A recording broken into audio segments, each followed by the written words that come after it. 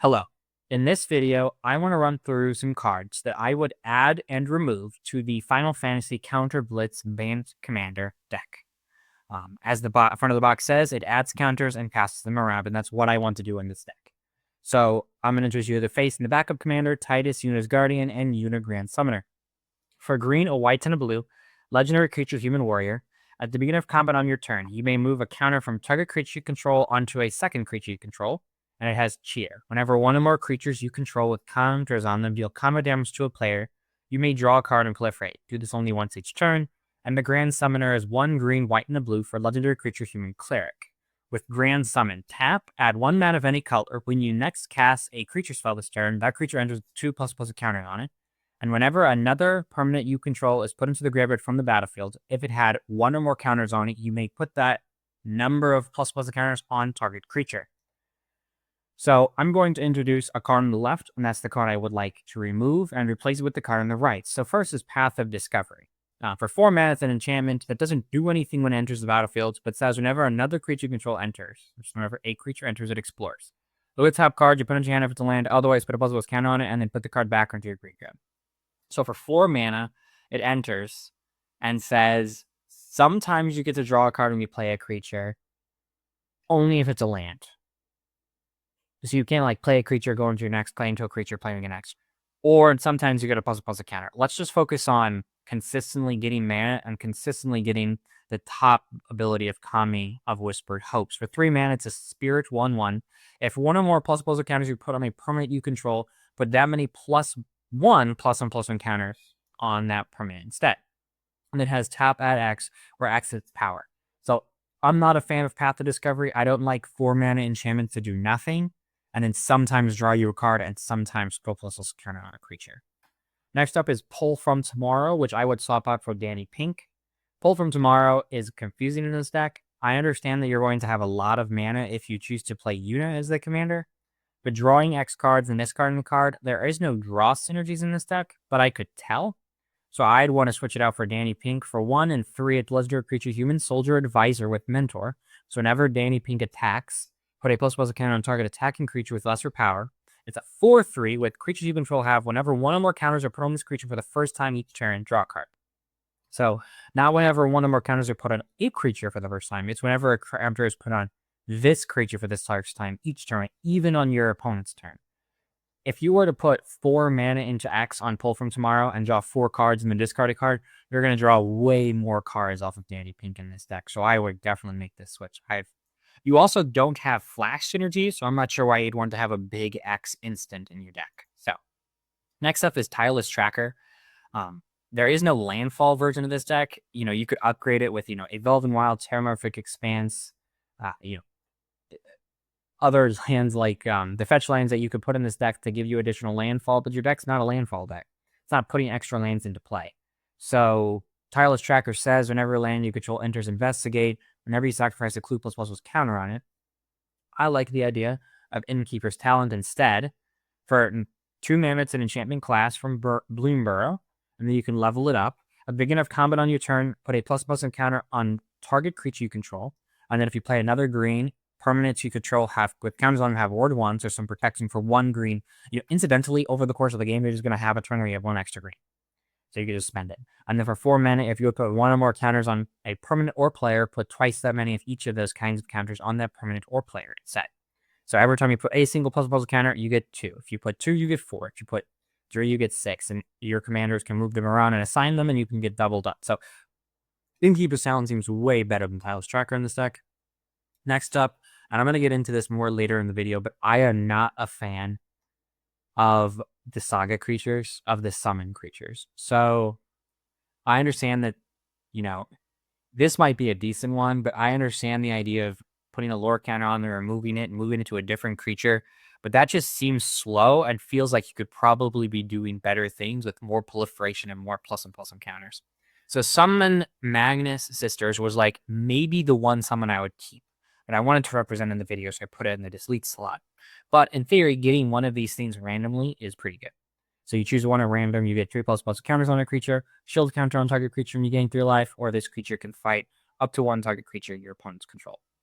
So, but I would replace it and add Tukusful Inquiry Dominus for blue 2/3/5 with flying legendary creature Phyrexian Horror. If you would proliferate twice instead, and then one a Phyrexian Blue, remove 3 counters from on other artifacts, creatures, and or planeswalkers you control, put indestructible counter on it. Now, I do like the idea, if you wanted to keep the summons in the deck with this ability, you can keep using that every turn, spend 3 mana, remove 3 counters, and like your sagas would go all the way back to 0. So you can reuse all of your saga creatures again. But I'm just not a fan of the summons. So that's just my opinion. Generous Patron is weird. Whenever one or more counters opponent or creature you don't control, draw a card. I just want to show you, if we go back, neither of these cards can even put +1/+1 counters on a creature you don't control, except for the second one, Una. So it says whenever the permanent controls put it back, if one or more counters on it, you may put that number of +1/+1 counters on target creature. But this Titus just says whenever a creature dies, you have to move to a second creature you control. So it only works if you play Una. Whenever it enters support 2, and whenever one or more counters are put on a creature you don't control, draw a card. Just feels better to make all of our spells cost less. And there's more card draw later. I probably could have paired this with a different card, but just trying to show delete a card, add a card. The Auri's Crystal seems so much better in this deck. All of your green spells cost 1 less. You have plenty of green spells. One or more counters, you get twice the many instead. I'm going to build this deck in a way that moves the counters around a lot more than the original deck does. In 6 mana, you can put 2 of them on 1 or 2. So just has a lot more utility than you're not often going to put counters on creatures you don't control. Next up is Lord Giscolgado. I don't know if I said that right, but 1 and a white for legendary creature, Spirit Cleric, 2/1 to flying. At the beginning of each end step, if you put a counter on a creature's turn, investigate. Pretty good, but I really wanted to remove it to make room for other cards like Dreamtide Whale. Vanishing 2, it enters with 2 time counters on it. At the beginning of your upgrade, move a time counter on it. When you last remove, sacrifice it. You're doing a lot of proliferation, so you're going to be okay. And then the part we care about is whenever any player at the table casts their second spell each turn, proliferate. So again, this isn't like you should check out this and put this in instead. This is just, I think, you could probably get 1 counter on a creature a turn, and investigating might be good, but the Dreamtime Way is a card you really want to make sure to include. A card I have tried but not a fan of is Una's Decision. For green 3 to sorcery, choose 1. Continue the pilgrimage. Sacrifice a creature. If you draw a card, then you may put a creature and or land card from your hand to the battlefield, and find out a way. Return up to 1 or 2 permanent cards from your hand. So you have to already have another creature in your hand that you want to dump, or it's not worth it, and then to pay 4 mana on a sorcery to get 2 permanent cards back. It's not what you want to be doing in this deck. So Reluctant Role Model is white and a 1 from Duskmourn. Has survival at the beginning of your second main phase. If it's tapped, put a flying lifelink or +1 counter on it. And whenever it dies, or another creature control dies, if it had counters on it, put those counters on up to 1 target creature. You can move around lifelink counters, you can move around flying counters, and putting that many +1/+1. If you have an insane +1/+1 counter deck with an insane amount of lifelink, you just can't lose unless your opponents are just comboing off. Vein of Progress, I don't really know why you'd want to be destroying all of your artifacts and enchantments. You have summons in the build. You are going to play Soul Ring and Talismans, and you don't want to be destroying all artifacts and enchantments and just putting +1/+1 counters on this creature for each permanent destroyed this way. Unless you're playing some combo deck where like all lands are also artifacts or something, and then you can destroy them that way, but that's just not what you want to be doing. I like it at drawing more cards. So Kutzil Malamet Exemplar is super good. For 1, it's a green and a white. It's a legendary creature, Cat Warrior. Your opponents can't cast spells during your turn. Whenever one or more creatures you control, each with power greater than its base power, deals common damage to a player, draw a card. So if a creature has a buff, or like a Lord is buffing it, or just a +1 encounter, you get to draw a card every time it deals counter damage. Super good. So now, I don't really want to play the summons build, so I'm just going to throw in some more cards that are good with +1/+1 counters, because that's how I build this deck, because I'm just not a fan of the summons. Herald of Secret Streams is 4 mana for a 2/3 Merfolk Warrior. Creatures you control with +1/+1 counters on them can't be blocked. I play this in my Animar deck, and it wins games very quickly. Next up is the Ovilus. For 1, it's a legendary artifact. Whenever a creature you control leaves the battlefield, if it had counters on it, put those counters on the artifact, the Ovilus.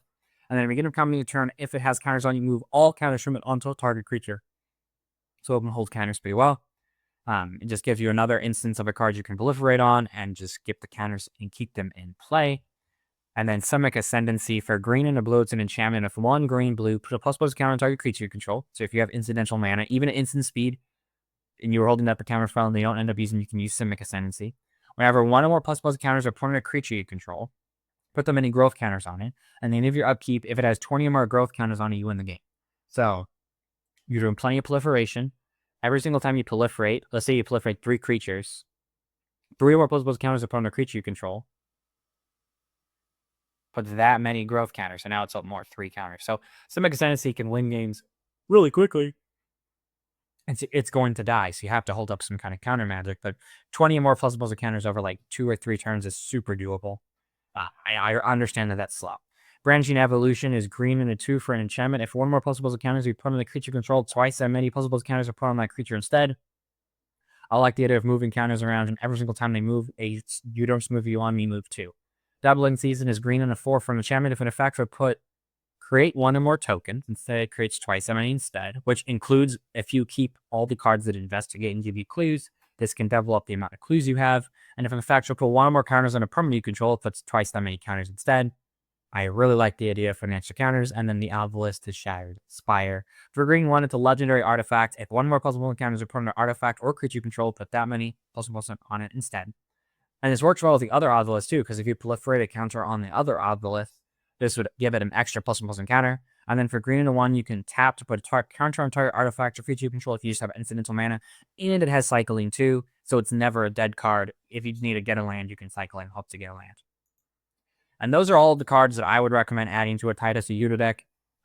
I understand I'm not a fan of the summon, so I'd build it ++ counters, and you can do a lot of fun things in BAM's ++ counters. But you let me know in the comments below if you decided to use Tidus or Yuna, what you thought of my deck tech, and what cards you're going to add to your build. I hope you have a good rest of your day. May your top decks be ever in your favor. Thanks.